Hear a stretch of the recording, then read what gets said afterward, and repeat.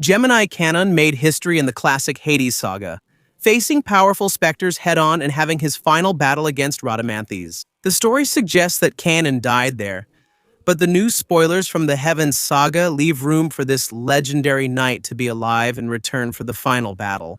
Hello, knights and Amazons, how are you all doing? Welcome to another video from the channel Sempre Quis Saber. I'm Wesley, and today I'm going to show you one of the most explosive theories about the Heavens saga, which has recently emerged due to the official spoilers from this new saga. Gemini Kanon will return for the final battle against Olympus, and the most incredible thing is, Rhadamanthys will be with him.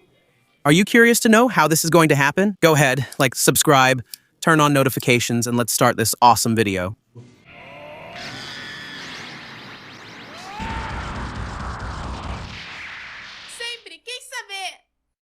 To understand what's coming, we need to talk about Kerr. Although many casual fans may not know her by name, she is the key piece that connects the past and future of Saint Seiya. Kerr is not a recent or purposeless invention. She is the goddess of misfortune and violent death, the younger sister of none other than Hypnos, the god of sleep, and Thanatos, the god of death. Unlike her brothers, who usually act more directly and often arrogantly, Kerr is a natural strategist. She is a terrifying deity. She serves directly under Hades, but as we will see, she may have much darker loyalties. It has been confirmed in official materials and recent developments that Kerr has returned for the Heavens saga, and her presence is the trigger for everything we are going to discuss. Historically, Kerr was responsible for one of the most traumatic events in the sanctuary. She was the one who secretly inserted an evil spirit, a Lemuri, into the body of Gemini Saga. For decades, we believed that Saga suffered from a disorder, a personality disorder, or that his nature was purely ambivalent. But the truth is more sinister. Kerr manipulated the fate of the Gemini constellation to weaken Athena's army from within, ensuring that the elite of the Gold Saints would destroy themselves even before the holy war against Hades began. So this goddess was the main one responsible for Saga's rebellion. That destroyed his life and has harmed Athena's sanctuary to this day. Kerr also met with Kanon after the battle against Poseidon. There, the younger twin discovers the whole truth about the goddess, and that's why he finally decides to fight for Athena in the Hades saga. The last time we saw Kanon, he was making a heroic sacrifice in Hades' domain, after returning the Gemini gold cloth so that his brother Saga could use it at the Wailing Wall. Kanon faced the last of the three judges of the underworld, Rhadamanthys of Wyvern, in a suicidal battle. He grabbed the specter and raised his Cosmo to the limit, unleashing a galactic explosion, which theoretically would have obliterated them both. However, in Saint Seiya, death is often a relative concept. The theory that gains strength with the new spoilers is that Kanon, being a master of dimensions, and a man who has already survived Cape Sunion and the pressure of the depths of Poseidon's realm, he found a way to transcend that explosion. Kanon has always been Saga's shadow. He was the instigator of the original rebellion, the one who suggested the assassination of Athena while she was still a baby. After being imprisoned by Saga in the rock prison of Cape Sunion, Kanon survived thanks to the benevolence of Athena's Cosmo. This led him to find the amphora that sealed Poseidon's souls. As the Sea Dragon Marine General, he orchestrated a world war, but his redemption in the Hades saga was absolute. He accepted the judgment of Milo of Scorpio, receiving the 14 Scarlet Needles without fighting back, proving his loyalty to Athena. Kanon's return for the Heavens saga isn't just fan service, it's a narrative necessity.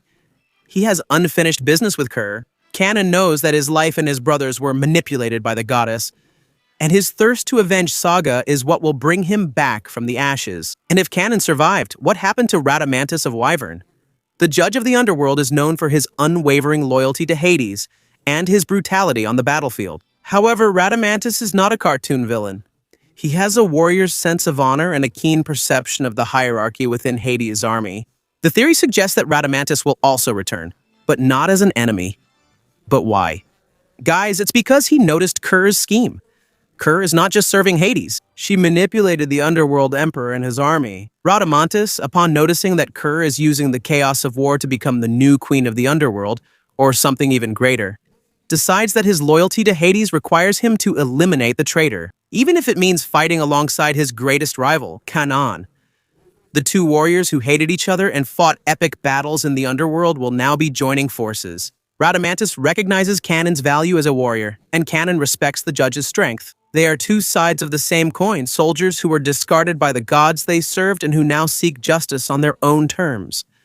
But why would Kerr do all this? This is where the scale of the conflict becomes cosmic. The theory suggests that Kerr is not acting alone or just out of personal ambition. She is, in fact, an ally of Kronos, the god of time. Kronos' goal is audacious. He wants to become the new ruling god of the universe. But for that to happen, the current order needs to fall. Olympus, led by Zeus, is too powerful for a direct attack. That's why Kronos uses Kerr to sow discord among the gods.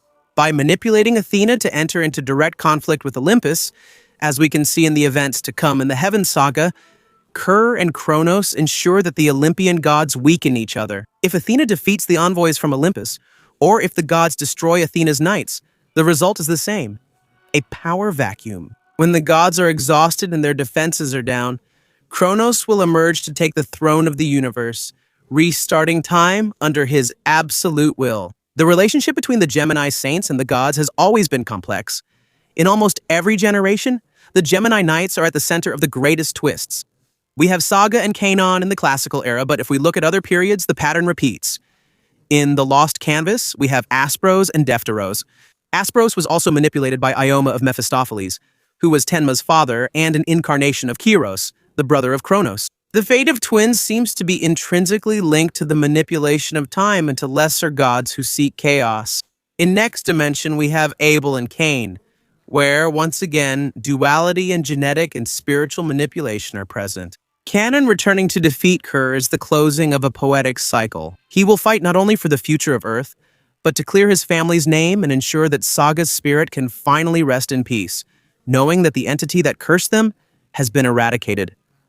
But what would this battle be like? Certainly Kerr possesses divine abilities. As a goddess, she can manipulate destiny and induce madness. Kanon, with his control over space-time and his mind shielded by years of suffering and redemption, is the perfect counter. Radamanthys brings the brute strength and endurance of the specters. His surplus is one of the most powerful in the underworld. The combination of the Galaxian explosion with maximum destruction would be one of the most devastating combined techniques in the history of the franchise. This fight would be the emotional climax of the Heaven Saga, possibly taking place on the steps of Olympus, while the other Bronze Saints try to reach the Eos. It would be the final redemption of the villains, who became the greatest defenders of humanity. If the spoilers are confirmed, we will see a change of tone in Saint Seiya. The series is moving from a classic fight between good and evil to a divine political game, much more complex. Kira is the face of this new type of villain, someone who doesn't just want to destroy the world, but will rule over the ashes through manipulation of fate. The return of Kanon and Rhadamanthys symbolizes that in the face of a threat that puts the existence of everyone at risk, whether humans, gods, or specters, old rivalries must be set aside. It's the alliance of the sanctuary and underworld against Olympus's corruption and Kronos' ambition. My friends, this theory is not just a fan's wish to see wounded characters return. It's a logical analysis of the narrative that Masami Kurumada and his team are building. Kira is too dangerous a villain to be ignored, and Kanon is the only one with the motivation and power needed to stop her in an epic way. The idea of Kanon avenging Saga and Radamanthys, protecting Hades' legacy against an eternal traitor, is simply fantastic. This would give Rhadamanthys unprecedented depth and would establish Kanon as one of the most well-developed characters in the entire series. So, what did you guys think? Do Kanon and Rhadamanthys really have what it takes to face a goddess on the level of Kira and Kronos? Could he be the true final villain who will make even Olympus tremble? Leave your opinions in the comments below. And of course, thank you for watching this video until the end, and see you next time. Burn your Cosmo to infinity.